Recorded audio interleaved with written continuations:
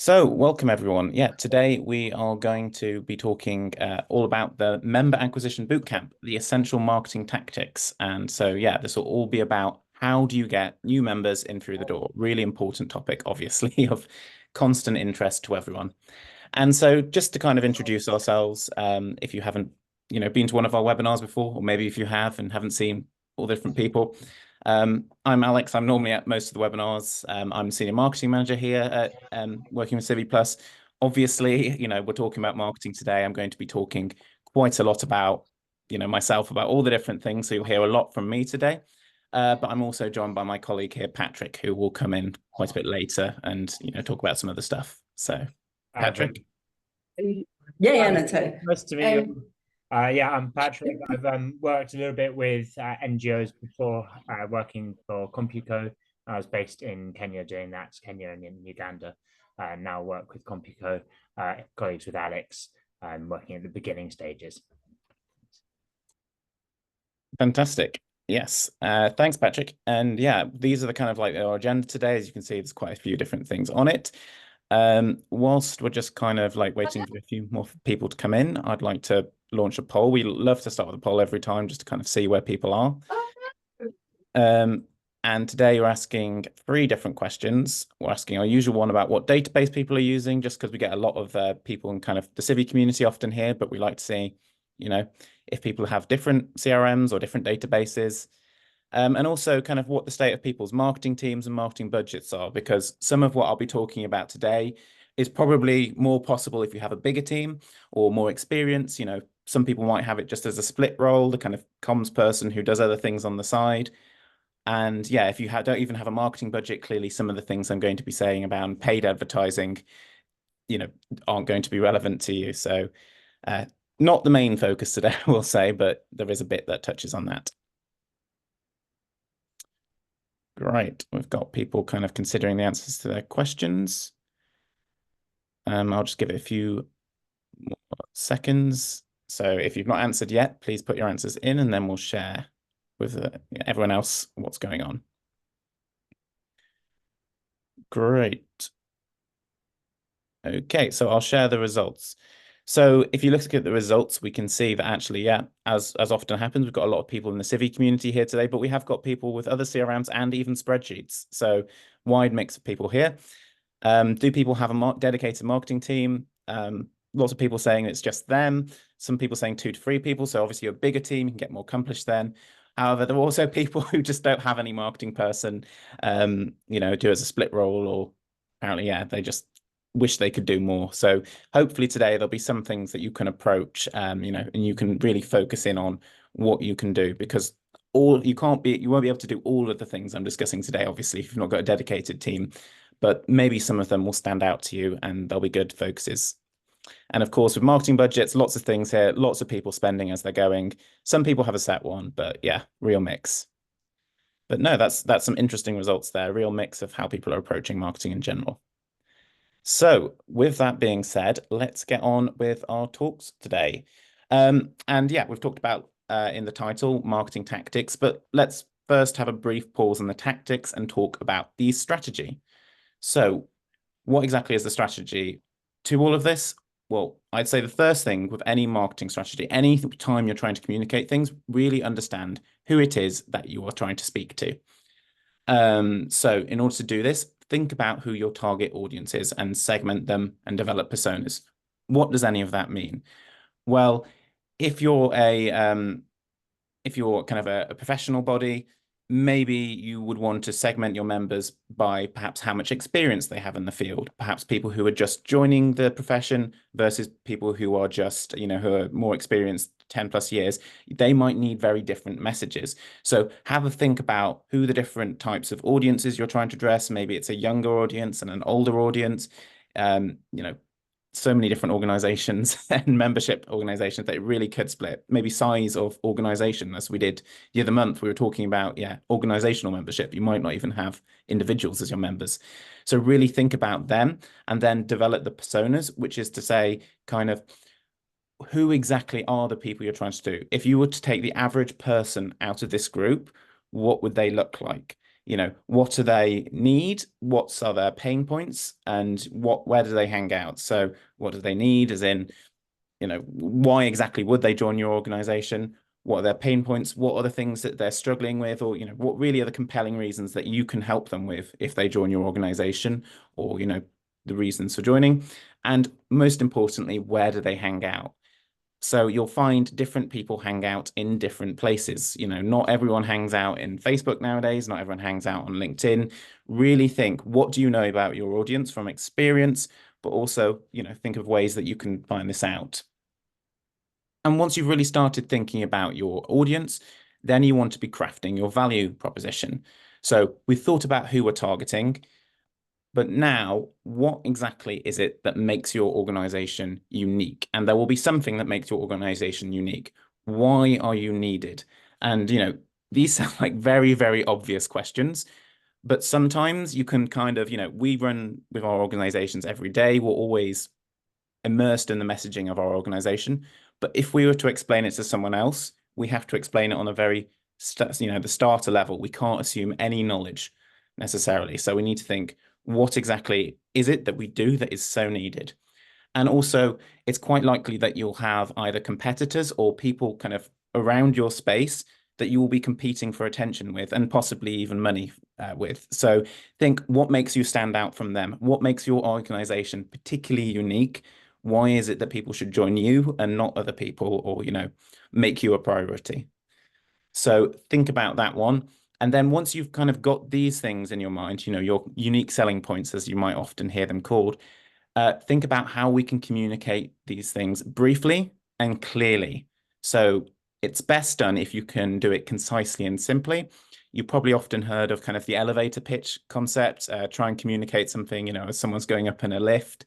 And if you can't do it by the time they get out of the lift, it's not worth doing, because just make it very concise, very understandable for them, and make sure that you're also doing it in your audience's language. So if there's any technical terms in your field, say if you're in the tech industry, or you're in the environmental kind of space, think about what terms the people within your space will be using. If you were using those terms, that language, you will appeal more to those people. They'll know that oh, they're actually clued into my area.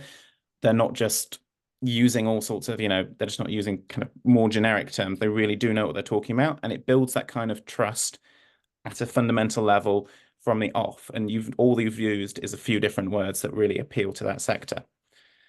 And of course, the most important part when you have this value proposition is communicate it consistently and constantly.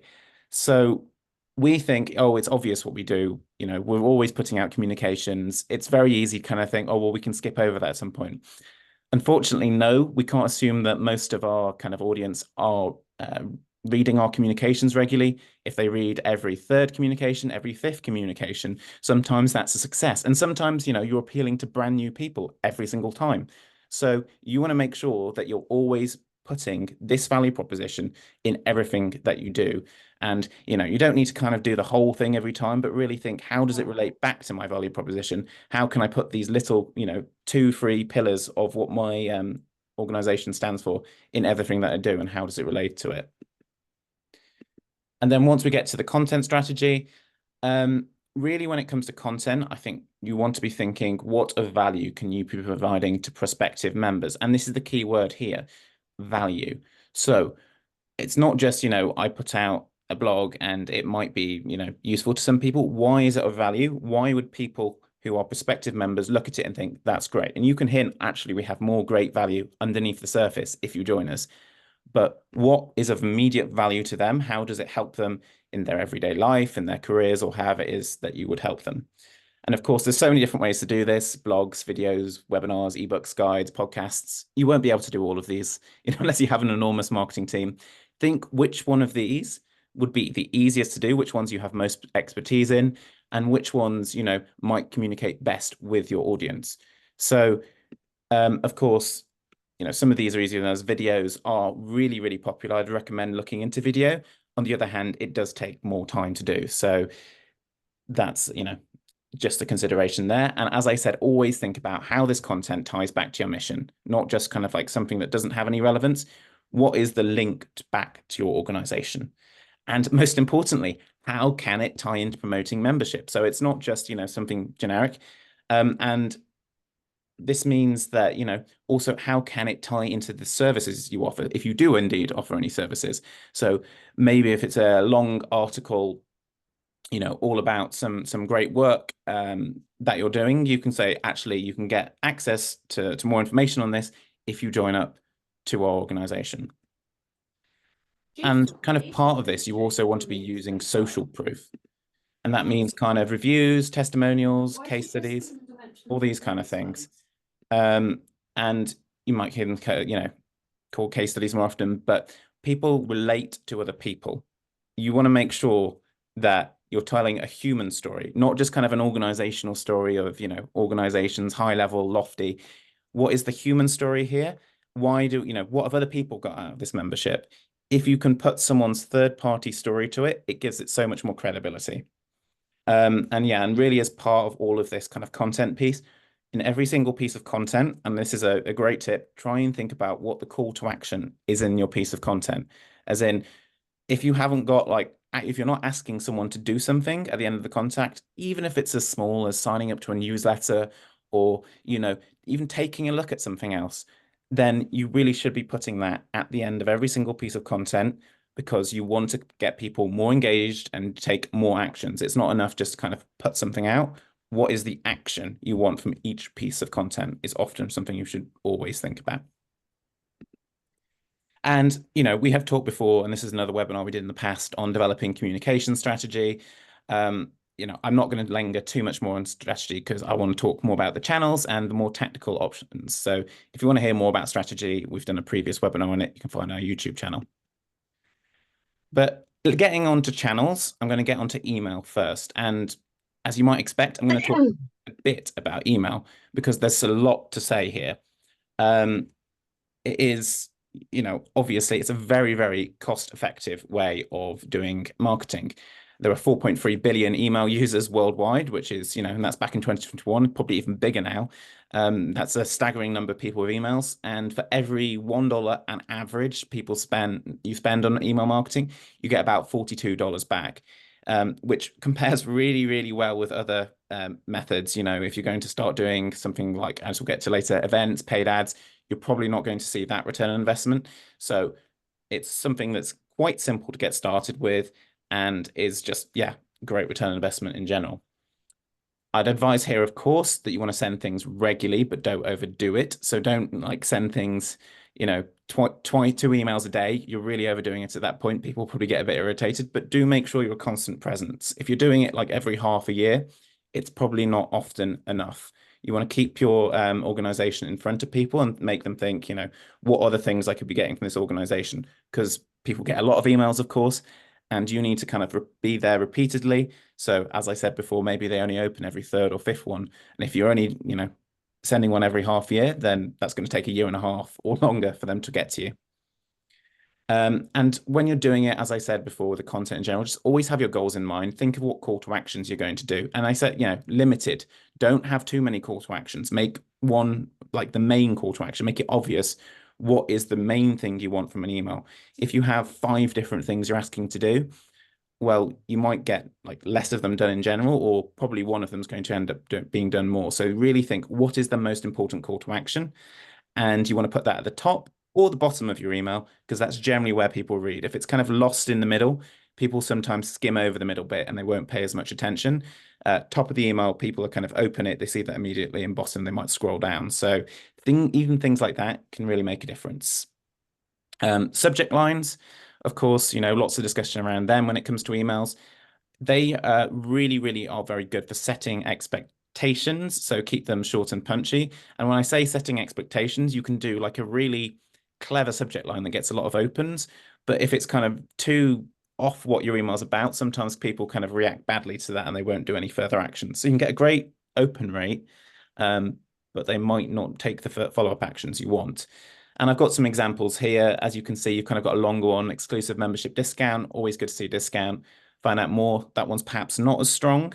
5 benefits from your membership, That's people like numbers. Often it's a weird one, but people like odd numbers more than even numbers in lists. So if you can do a good one like that, that might open people. And as you can see, we've also got one with an emoji at the end. So emojis can be quite popular. If you put those in your emails, it gives it, a bit of standout in your inbox, because lots of people won't use emojis. So that's a good thing to consider. As well as this, try and phrase it in terms of you or the person's interests. If you kind of position it as your interests, our, then you're talking more about yourself, and people want to kind of feel something is more directed at them. In addition to all of this, also consider the bit about who your email is actually from. Is it from your organization, or is it from an individual at your organization? You could change even the who on the actually who it's from in the actual kind of bit that comes into your inbox. Is it from, CiviPlus? Is that from Alex at CiviPlus? Sometimes people like to feel that personal connection, as we've already established, and it can make a big difference.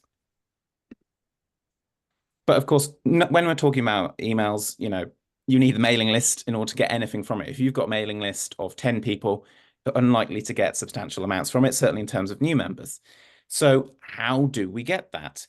Well, the main question you'll probably think is, should we buy one? We're looking to grow our mailing list quickly. And I'm sure, I certainly do. Lots of you will get all of these emails about, contacts or, data that you can buy. Should we buy them in? Well, yes, very good to get things in quickly in that case. But I would say they're generally lower quality, and any of you who have used them before will probably agree with that. Lots of the things end up bouncing, or they're just not the right people, or, they never get it quite right.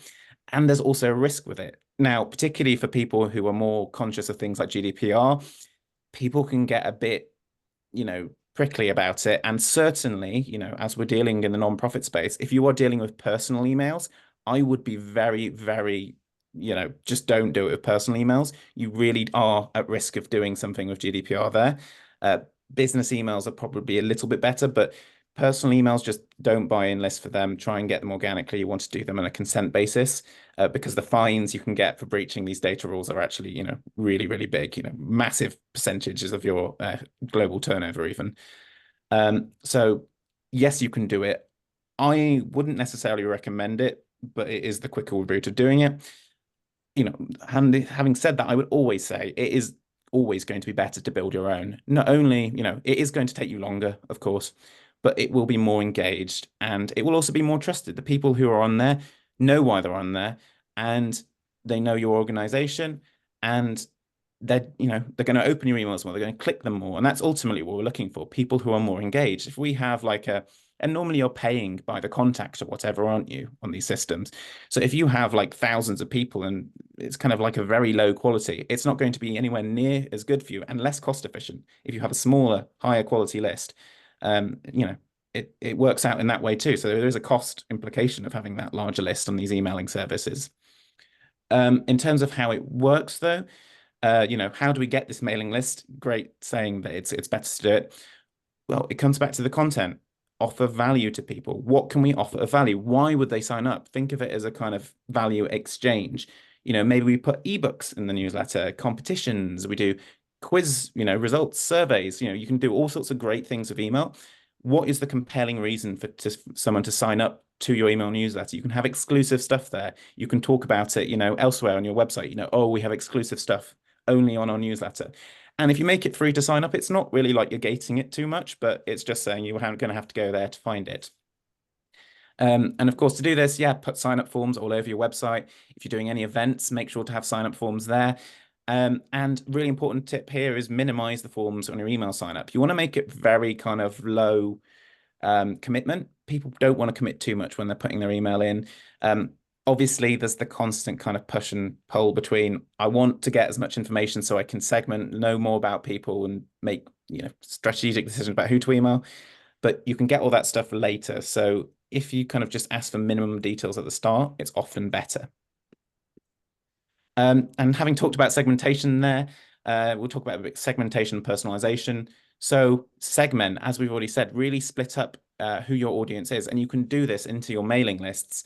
So you can talk about them in terms of their geography, in terms of their interests, their experience in the sector.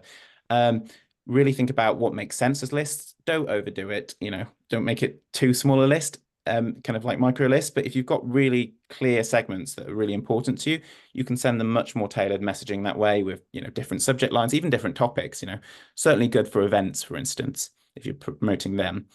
And from there, you can also personalize on top of this. So not just sending them specific things based on the list they're in, you can personalize with tokens, merge tags, you might call them something different, and you can insert the name or organization from just their details in the database. And that point, we can make it really personal. We can say, hi, so-and-so's name, and you don't have to type that out, like hundreds or thousands of times. The system will just put it in for you, and it builds that personal connection for considerably less work. And in terms of what the impact of that is in subject lines, if people see kind of like that personalized element in a subject line, often it gets a 29 to 50% increase in opens, from stats that I've seen. And that is, quite a big one. And you've probably seen it in the inbox. You probably pay more attention if someone kind of puts your organization name or, your name into an email. So think about how you might be able to use that one. And then as well, I'll talk a bit about A/B testing. A/B testing, some of you might be familiar with it, but basically we can do 2 different runs of an email. And I'm going to do a quick demo in a second just to show what that means. But you kind of send out, well, I'll just open it up now.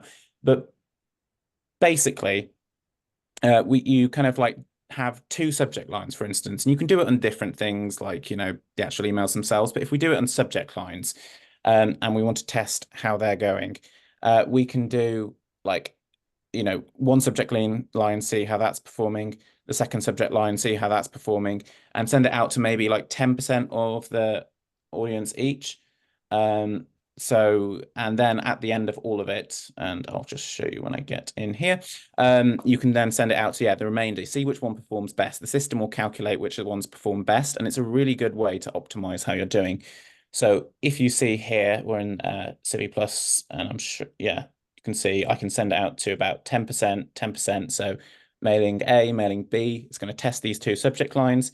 And then once it's tested out, figure which one gets more opens, it will get sent out to the remaining 80%. And as you can see here, you've got 2 different lines. And if I wanted to put, I could improve that. I could put like someone's first name, for instance, and that will automatically load someone's first name in. But yeah, as I note here, it is better with larger lists. If you have a very small list of like 100 people, think about it. If you're sending 10%, you're sending to 10 people, and you're probably not going to get very good, accurate statistics about which one's better from just sending it to 10 people, because that's really random. If you've got a list of several thousand or more, at that point, it becomes more interesting to do A/B testing, because you've got quite, reasonable size kind of test segments there who can really help you refine your messaging.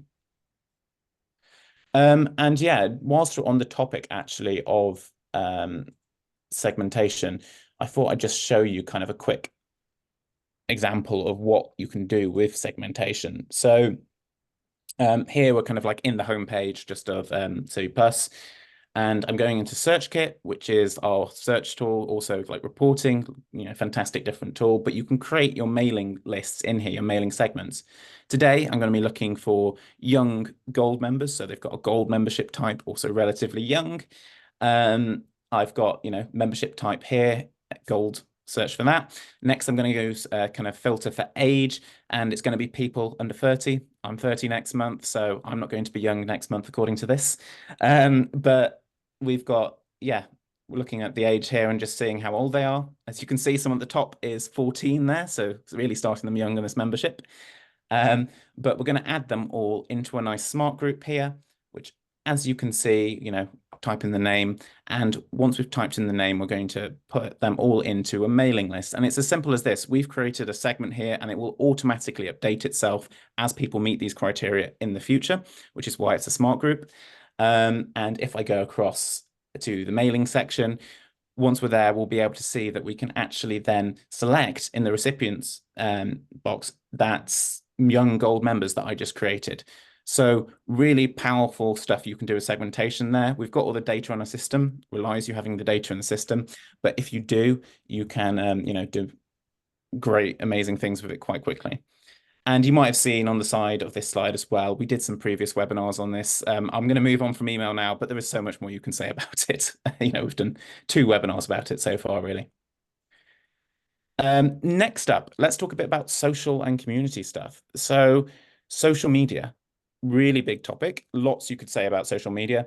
I think mostly social media for me comes back to talking about it as, where your audience is. And I don't think, every organization should be using social media differently. Don't necessarily look at what everyone else is doing. Your organization probably has a different approach to it because you need to know where your audience are. So think about this. TikTok, for instance, probably trends quite a bit younger. If you're, trying to target a much older demographic, TikTok probably isn't the best place for you. Facebook, on the other hand, nowadays tends to attract an older audience. If you're trying to go for, the really young kind of teenage or probably student, maybe more age people, you're probably not going to find quite as many of them on Facebook. And you can think about the different associations as well. LinkedIn, probably more professional people, lots of different things you want to think. So that's the first point, which one will they actually be on? And maybe there are industry specific ones for you as well, which you want to take into account here. But not just, where are people? You want to be producing different content for the different platforms. Some of this is quite obvious. If you're going on Instagram, of course, you want to be putting images out there. You want to be putting photos. It's not really a platform where you can put long blocks of text. Videos, of course, also do well there. Whereas LinkedIn, for instance, you can get away with a lot more text. People kind of engage more with more considered things, prefer longer articles in some cases, though video still does very well there. So really think, what am I producing? Don't just produce the same thing for every different thing. It can be based on the same kind of overall content. I certainly wouldn't recommend radically different stuff in different platforms, but think, how can I make it specific to this platform? And one top tip, and I'd say this is, where social media gets a bit more advanced. If you don't have much time in your hands, this probably isn't the approach you'll want to take, but social media is best, surprisingly, when it's social. It's quite easy to kind of do the echo chamber thing where everyone just posts, their stuff out on social media, doesn't really interact with anyone. If you want to make it a proper social experience, you want to be interacting with different people, liking things maybe from different organizations in your sector. Certainly this could be really good if you're targeting organizations as your prospective members. You can like what they're doing, you can engage with them there. Commenting and things also helps because you're helping them, you're actually giving them value, you're helping them in the algorithm by commenting and liking on their things. So that's a way that you could think about doing it.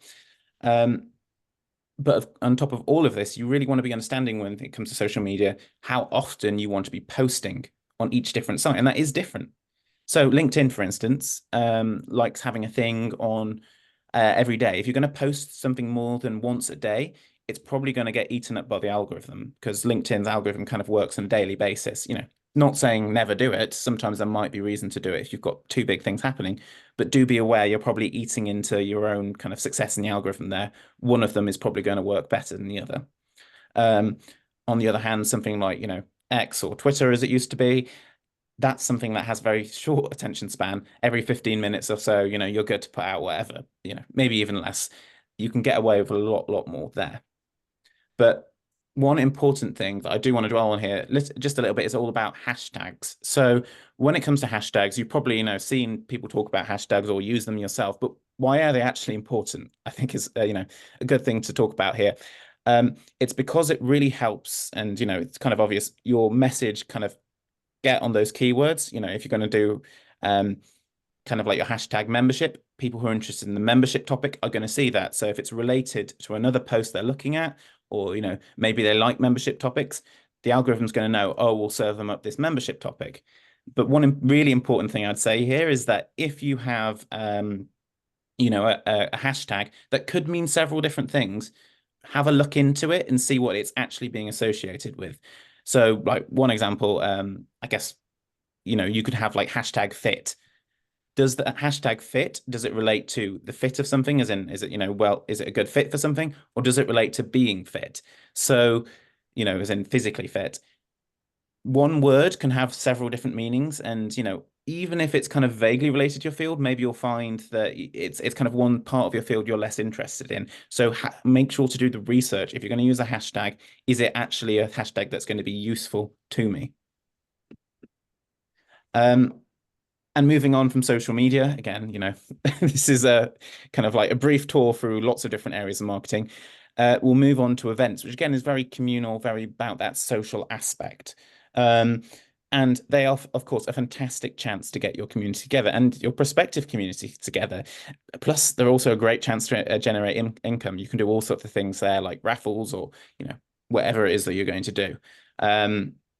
You can also do, an event just for prospects, but you could also do an event where you mix in some of your prospects with your existing members, because there are no people who are going to be more powerful advocates for you than your existing members, because they can then, discuss with them on a one-to-one level without, them hearing the message from you, all about how good your offering is, all the things that you've done for them. And yeah, it's going to be basically the best sales pitch that they can be given, and you don't even need to give it. It's just about getting them all into one room. And you can also talk about your services at this event, or get your other members to talk about your services, see how you can tie that in. And there's so many different types of event you can do. There are like webinars and workshops, so you can kind of invite a more tailored audience there, share knowledge. You can do things around networking. People really like those. They're also very good for getting your prospective members in. If you're in a certain sector, them connecting with other people, some of which might already be members, really useful, for their careers or just for life, whatever it is. And you could also have an award night. You probably notice lots of different organizations give out awards. And one of the secrets in kind of like the marketing sphere is lots of these awards are generally, either kind of paid for, or, they're just awards that people have kind of just made up. But you could kind of, run an award yourself, and you could really, you can make it like a really good event with, really good criteria, make it very clear who the winner is. But you could choose maybe some of your members to get awards, and then you could put possibly some prospective members on there. So you can make this really big award thing. You can make a whole campaign about it and get people there and really get people engaging with your organization. It's kind of a nice way, people love to get an award. So nice way to give people some kind of award from yourself and get people in front of you at an event and hopefully signing up for a membership. And yeah, again, another webinar all on events that we've done in the past. Going to move on from events now because a lot to say on that topic. I'm going to spend a little bit more time on websites though, because websites, as I see them, are probably the most important thing that you can do as an organization. They are the center of your organization's marketing efforts, certainly online. So really, there's so much you can do here. Obviously, you want to make sure that you have all the relevant information, but I would say one of the most important things that you can probably do is really consider your website journey. So when I say that, it's like, where are your call to actions placed? I'm going to, keep on saying that today, but where are they placed? Do you have sign up for a membership in lots of different places on your site? Or is it just in the top bar? Is it in the content throughout the page? Because that's what you want to be considering. Is it at the bottom of the page? If you want to encourage people to join your membership organization, make sure that it's something that you keep putting in front of them. Don't put it literally everywhere, but really think strategically. How can I include it more places on each web page? Or whatever the call to action you want for that web page. And again, think, what is the call to action for that web page? But this is a key kind of tip. Don't just kind of leave it in one place. You want to offer it in multiple different places if you can. And also just consider, is your website intuitive? And for this, family, friends can actually be really good people to test it. Do they kind of go throughout the journey, and do they understand it themselves? And of course, if you've got any members who will give you any feedback, ask them for it. But you can use some tools here. Some of you might have heard of Hotjar, and there are similar alternatives on the market, can really help you understand kind of the journey. Hotjar at a very basic level is free, so I'm not recommending something you're going to spend a lot of money on. You can see a reasonable amount of data there. You can kind of track people, how they're scrolling for your website. You can look at heat maps, what is it they're actually clicking on your page. It's a really interesting tool to see how people interact with your website. So would recommend giving that one a look. And of course, is there anything missing? So that might be from your perspective, or just from asking other people, what else could you be putting on your website? What are the questions that people are always asking you that aren't on your website? Where could you put them? You can have an FAQ, or you could put them on a dedicated web page. And now a little bit more about search engine optimization. Those of you who know about search engine optimization probably know, yeah, it's an enormous topic. And yes, I am not going to be doing a full kind of explanation of it today. This could be several webinars all on its own. But basically, you might hear the term SEO, and that means at basic level, how do you rank on Google? And obviously, when people are kind of interacting with the web, the internet, how you rank on Google, how people can find you through Google is very, very important. So this is something that we want to be thinking about. How can we get people to find us? It's known kind of like organic or organically via typing questions or whatever it is they're typing in Google. How do we get ourselves to the top of Google? How do you do that? Well, it is a complicated thing, as I said, but there are two major aspects to it. And these are the kind of things that you want to be thinking about when you're kind of doing stuff with your website. I'm going to break kind of like into two parts. You've got the content SEO, first of all. So there are keywords here that you want to be trying to hit, which are kind of words or phrases, not just words. It's a keywords, it's a bit confusing, but keywords or phrases. And which ones do you want them to associate you with? So which ones, look at the words on Google. What would you want people to type up that you would then appear for on Google? So that's something that you're going to have to, do some research on yourself, or yeah, there's all sorts of tools out there for that. But think of how to do it and then use them organically in your content. You want to use these words when you're writing stuff for your website. You want to make sure they're actually in there. Google can get a bit upset if you kind of use them every other word. It knows it's not very, organic or natural at that point. So do be a bit careful about using them too much. But, try and make sure that they are in there. If there's a really important, phrase or word that you want to be listed for, and it's not appearing in your content, then, you're not going to appear on Google for it probably.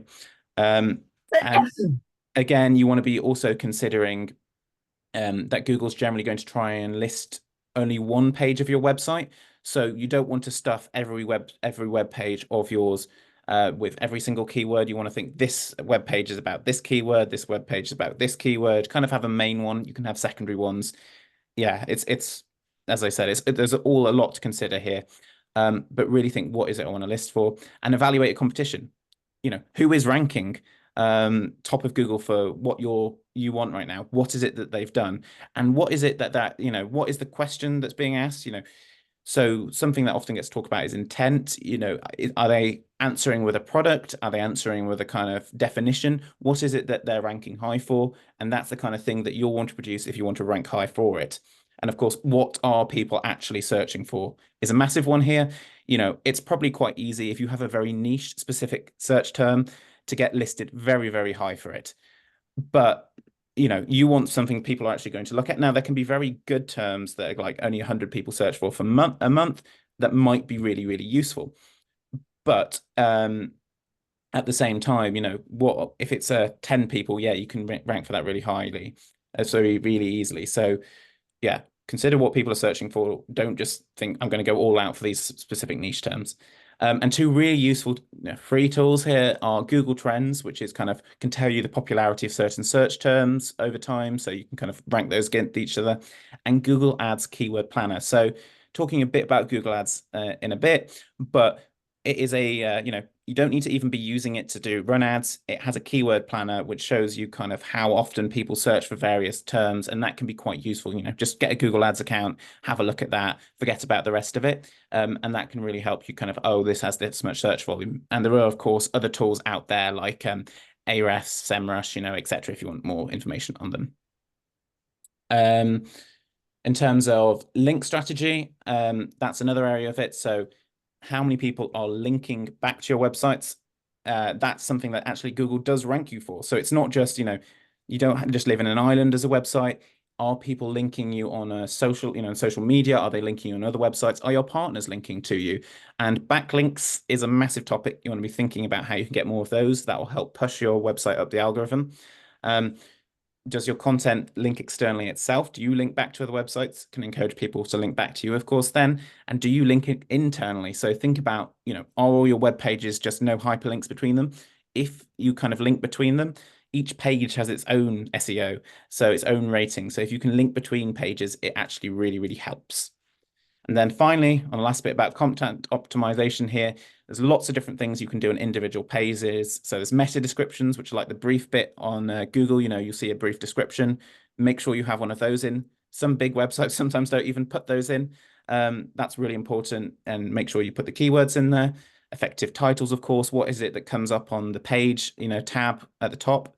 Make sure that's relevant to what you want it to be related to. The URL itself. So, what people have in the actual bar, Google will be looking at that. Is that relevant? Is it appropriate? If you're going to do, and I've seen it happen, kind of like /node/32 or something, that's going to mean nothing to Google. You're not going to get ranked as highly. Make sure your URLs are, actually relevant to the content. Alt text, that's a great little thing, all about, basically it's really good from an accessibility point of view.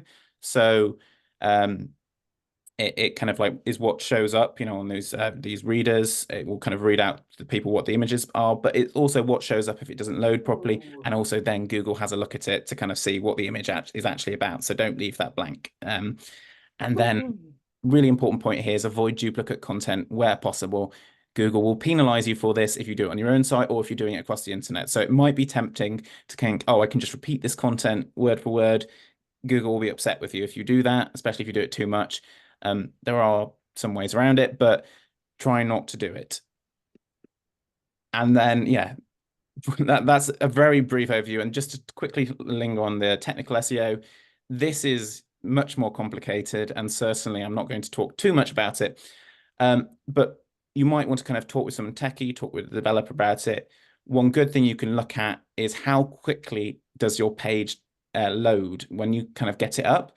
And there's a great tool here called Page Speed Insights from Google, which can have a look and see how quickly does my website load, because that's super important in terms of how Google ranks things. If it gives you a bad rating, it's going to deprioritize you, and look at it on both mobile and desktop. And so that's a tool that I would very much recommend you guys having a look at. There's things like sitemaps, which again, it's kind of like just help a kind of a structure for Google to help navigate things. There's the URL structure itself, so think /blog/things. It's kind of like you're identifying to Google what exactly something is and where it kind of fits in your website. The site structure, which if you take a look at kind of these two diagrams of two trees, Google prefers the one on the left because it's more ordered to the one on the right where it's a bit all over the place. So think, how can I make my website more ordered and kind of like more digestible? And then finally, canonical tags. There are ways, as I said, if your content is too similar, you can put something in the HTML, a bit technical, and kind of tell Google, actually, this is the main page I want people to look at, not this one. You look at this page. This page is more of a landing page or whatever it is I'm doing with it. So lots and lots of different things there, lots to consider, but really, really important to optimize your website. And yeah, having gone through all that, let's stop off at advertising for a brief bit. And we have talked about, where you want to advertise. So yeah, where do you want to advertise? It's kind of like Google Ads is like a real important place quite often here if you do have the money. Some of you didn't have budget earlier, so I'd probably recommend doing other things first. But Google Ads is actually relatively easy to do things with. Social media ads are also good, as is industry press. So, if you have industry press relevant to you, consider that one. Social media ads can be quite good, but again, some of these can get quite expensive quite quickly. They are quick and easy compared to growing, growth organically from your website. I guess organically versus paid, but they can be very, very expensive. So easily, people can spend thousands and thousands of pounds without having done much at all, having achieved nothing. So really be very careful. And this is why I'd always say start off your investment small, not too small. For instance, LinkedIn would have a minimum £8 a day spend, but, and different ones have different spends. You want to at least have a little bit, because if you put no money in, you won't get anything out. But don't go wild on your first campaign and put thousands and expect results. You're going to have to kind of iterate. You're going to have to find what is your niche, what is going to really work to bring your members in, and really look at kind of the conversion things. So understand your success metric more than anything. It's not just the clicks or the impressions. It's going to be presumably how many new members you're bringing in with it. And then, of course, you can check Google Analytics to see if it's all working, and you can check, the source, if it's coming from which ads. Again, lots you could say there, but I'm aware lots of you don't. Some of you might not have the budget, so I'm not going to linger too much on that. Traditional marketing, lots of ideas you can have here. There is traditional press, of course, which is still relevant. There's like trade press you might want to have a look at. Maybe I can promote myself in there, or local press. If you're a really geographic specific organization, think about how can I partner up with a local news? How can I get myself in there? What can we do? Billboards, also very good if you're in a local area, or buses. How could I put myself on there? Some of these might be a bit more expensive and possibly make a little less sense if you're more of a national, international organization, but are always something worth considering. And of course, direct mail. You might think, oh, direct mail, it's old fashioned, no one uses that anymore. But that's actually the point. No one uses direct mail as much anymore. People send emails nowadays. And actually, if you're sending post, it's going to be, not lost in amongst a sea of letters and leaflets anymore. You're actually more likely to get viewed by direct mail. Of course, there are costs associated with sending it out to everyone. You're going to have to get everyone's addresses, but you might well stand out. And, if you do a really compelling direct mail campaigns, there are real things you can get back from that. So I would highly, highly recommend, thinking about that if you've got the resources. And yeah, that kind of like sums up my brief look of all of the different channels. I focus on one more than others. We've done some individual webinars on them. I'm sure we'll look at some of the others more in the future. And of course, we'll come back to things like email. I'm very sure. But the importance of analytics at the end of having a look through all these channels cannot be overstated. So what exactly does success look like, I think, is the key thing here, because you can get all these analytics back, but what are we actually trying to do? So, for instance, here are some good stats about emails. Open rates, click to open rates, okay, these are all fantastic. These kind of give me good benchmarks about what I should be looking for. But what are we really measuring? If we kind of like measure our email campaign success off that, that's not really going to tell us what we're actually after. Do we actually want opens and clicks? Well, not really. We're actually looking for the conversions, which is the member signups in this case. We want these prospective new members. So that means they're the ultimate success metric for us. And the opens, I could get an 80% open rate, but that would be almost meaningless, certainly in the short term, if I didn't get any member signups. And so I'd have to go back to the drawing board and reconsider my strategy. It's easy to say, oh, 80% open rate, amazing, but it's not actually the success you're looking for. But, not to say that these things are completely, irrelevant. They're good indicators of, oh, well, if it's connecting on some level, people are actually interested in what, to open it. But why aren't they clicking through? What is it we're doing wrong there? It can tell you what part of the email you need to refine more, but it's not a success metric. It's just a way to help you optimize the campaign and make the campaign better. And of course, here, this is where your segmentation, the personalization we talked about, really, really helps. And in terms of like understanding success further, I'm going to use the example of a website here. Google Analytics is a fantastic starting place. If you've not got your website connected up to that, I highly recommend you do that. And is traffic the best metric here to kind of like look at your success? Well, it's important, but it's not actually. Again, it's not the end result you're looking for. It's sometimes a bit of a vanity kind of thing. Oh, my traffic's gone up. But really, you're looking for the conversions. They're way more important. If you have less traffic but more conversions, your organization will be doing better than if you have loads of traffic and no one converts to become a member. And you can manually configure how you track those in the back end, which again is a bit complicated and I won't get into here. But great things that you can look at here. Which traffic sources are most engaged? So where are the people coming from? Is it your social media? Is it different websites? Which convert most? Which countries does most traffic come from? So if you're an international organization, which countries are proving most valuable to you? Maybe you should do more there or do more in the countries that aren't working as well. And ultimately, all of it is to kind of tell you what is working versus what is not. So really think on a strategic level about your analytics and what they're telling you. When you're making your different, tactics for how you're going to kind of get these new members, which when things are working. If it's not working, you're investing a lot of time, just stop doing it or reduce it significantly and try something else. Not everything will work in marketing. That's the one kind of truth of marketing. If you're not failing, in some areas, you're probably not doing enough marketing.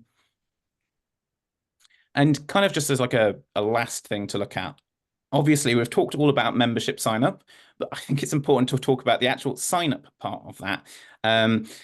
And some quick tips on this, and we've done again a webinar on kind of sign ups if you want to see that in more detail and how that might look. Make your sign up kind of really easy as possible and lower barriers to entry, by which I mean keep the forms short, if possible.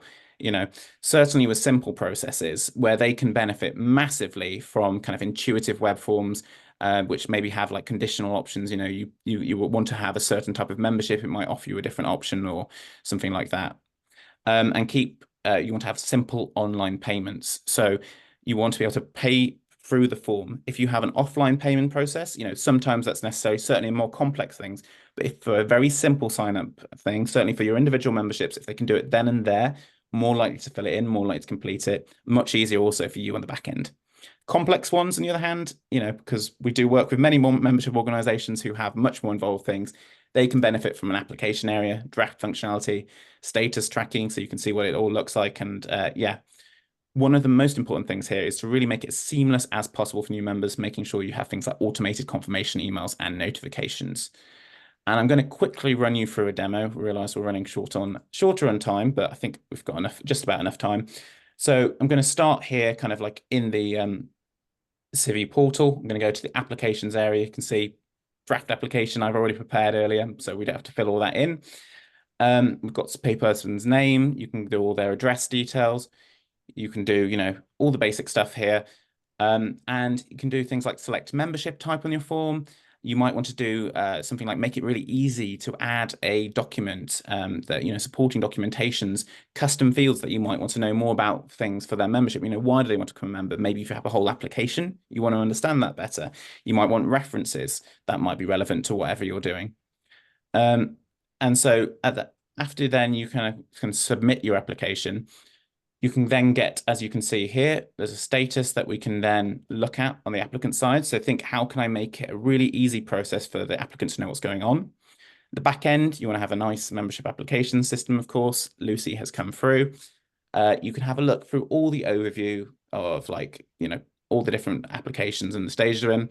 But if we skip to the end now, we can see, we refresh it, it's all been done. Lucy can see that her application has been approved. It's think about how we can make this process as easy and intuitive for people as possible when they're doing it. And of course, you know, next stage of the whole process, again, we've had another webinar about this. You need to be thinking about what you're doing actually after people have signed up to be a member. Okay, they've become a member, they've got the welcome email. What is happening next? So how do you create that new supporter journey? And kind of just summarizing everything, because I know I've been through quite a lot today, the key points that I would say really focus on is understand your audience, really understand your audience, connect with them. What are they really wanting to do? Create killer content. What is the content that they want to see that's going to be of value to them? Make sure you measure your success properly. You know, measure your success and understand what is actually success in your field. Have a clear value proposition. So understand, you know, what exactly it is that you're writing and repeat that message again and again. Have a channel strategy. You can't do everything I've talked about today, probably. There are so many different things you could be doing. Focus on a few, try and do them really, really well. And some of them might not work, so try a different strategy, but focus on the ones that work. And of course, make sign up effortless. Don't put a barrier there. Don't do all the hard work to kind of track people in, draw them in, get them to see a message and think, oh, this application's just a bit too, you know, fiddly for me to do. Make it so they can just fill it all in one session, or, you know, if it is that complex application where they might need more details, that they can save it as a draft and they can see how the application is progressing. And so at this point, that's kind of a wrap from me for all of that. I'm going to actually hand over to Patrick. Thanks, Alex. That was really useful. I hope you all enjoyed that and learned a lot about how to acquire members. I'm going to just introduce CiviPlus a little bit and show you, for those of you who don't use CiviPlus, a little bit about it. So yeah, as has been mentioned during this, CiviPlus was built for charities, and it's powerful and very flexible. It's also really easy to use. So it's quick to pick up and then use that power and that flexibility. As I mentioned, it's charity focused, and that means that we're focused on providing the best value, and it's all in one. There are so many features, some of which Alex has discussed, others which I'll mention briefly in the next slide. And then it's also very scalable. So CiviPlus will grow with your organization and can help you with that growth. I'm here to have a chat if you'd like to have a call with me or send me an email, my details will be there at the end of next slide. But here's a non-exhaustive list of CiviPlus's features, and I'd love to have a chat. But as you can see, obviously there's managing contacts, the main area, but we can also take payments, manage your fundraising, grant giving, applying for grants for yourselves. Can also do events, CPD. There's emails, as Alex has mentioned a few times, and reporting and analytics, and a number of other areas, including a self-service portal. It's all very exciting, and I'd love to have a chat to any of you at any point to discuss how CiviPlus can help you. Thanks very much. Yeah, thanks very much, Patrick. Yes, and yeah, really at this point is questions. We're actually going to take a break from our webinars over the summer, so we'll be back probably more in the autumn, kind of around September time.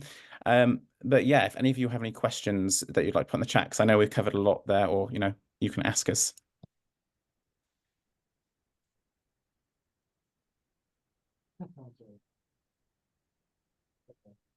No questions?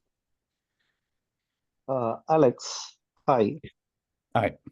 Naveen here. So I have one question. So how do we have any strategy to clean up the data, because we have a lot of contacts with us, but we're not sure like how much of the data is useful. So how to get rid of the unwanted? Do you have any? I mean, how to get rid of the unwanted contacts in a data directory?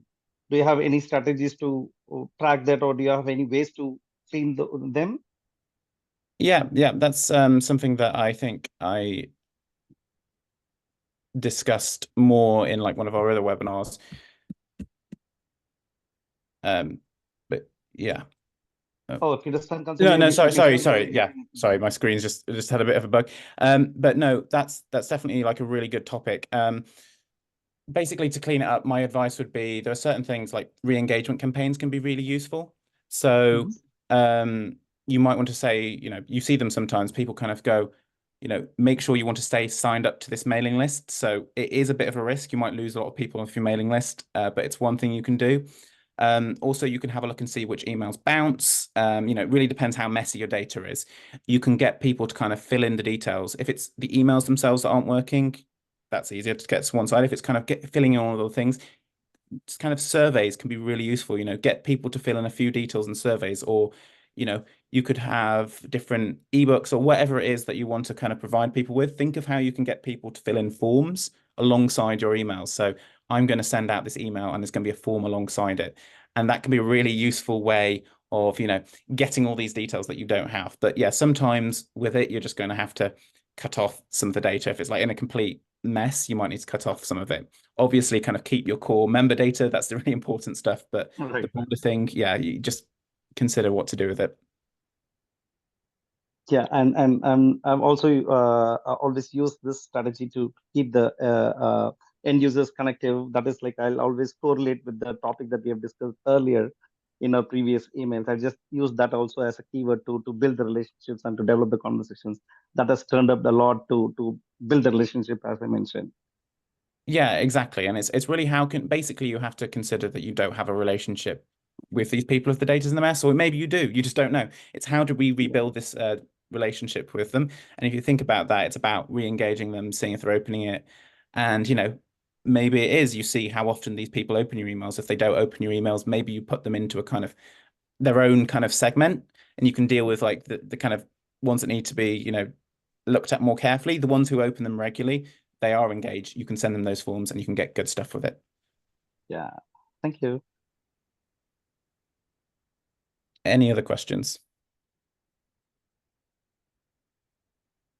Nope. In that case, I will stop the recording. I put some in the chat. Can you say again what meta description is for? Oh, yeah, sorry, I didn't see the questions. Meta description, yes. So if you type anything into Google, basically that will be kind of like the very brief description. You'll see the very brief description on Google as to what things are. Kind of like, I don't know, if I type something into Google, let's type CiviPlus. As you can see, this bit here, oh no, I've stopped sharing my screen, haven't I? Apologies. So if I go look in Google now, you can see if I look here, we can see under CiviPlus, there is kind of here, there's just the meta description.